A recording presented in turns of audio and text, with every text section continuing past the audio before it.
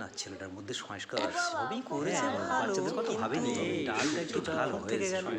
এই দেখো চাটনি খাবো।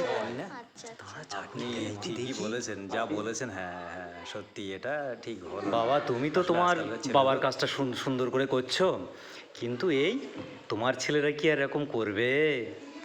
আপনারা তাহলে এইসবই চান? একটু খরচা করলে আরো ভালো হতো। এই ছেলেটা একটু কিপটে মতো আছে তো, ওই জন্য ঠিকঠাক করতে পারেনি। আচ্ছা, আপনারা কি একটা মৃত্যুর বাড়িতে এসে আপনাদের খাওয়ার গল্প ছাড়া কি আর অন্য কিছু হতে পারে না? ওই তো বাবার বড় ছেলে, হ্যাঁ, এখনকার ছেলেগুলো এরকমই চাকরি করে। ভবিষ্যতে ওনার যখন কাজ হবে তখন ওনার ছেলে কি আর কিছু করবে এরকম? বলছি আপনার ছেলেও তো শিখছে, ভবিষ্যতে আপনি মরলে আপনার ছেলেও আপনাকে ঠিক এইভাবে ফাঁকি দিয়ে কাজ করবে। বেরোন বলছি, বেরোন, বেরোন, বেরিয়ে যান।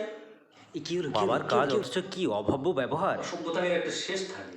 কেন উনি রেগে গেলেন কেন? আরে সেটাই তো বুঝতে পারছি না মশাই। এক গলা ধাক্কা দিয়ে বের করে দেবো এবার।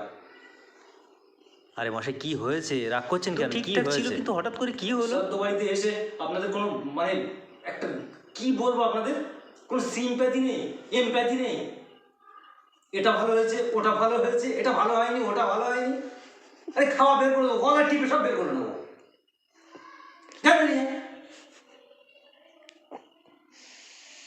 আবার কেউ প্রত্যাশা করছে আমি মরে গেলে এই খাবে ওই খাবে। আরে আমি মরবই না, তা কি খাবেন আপনারা?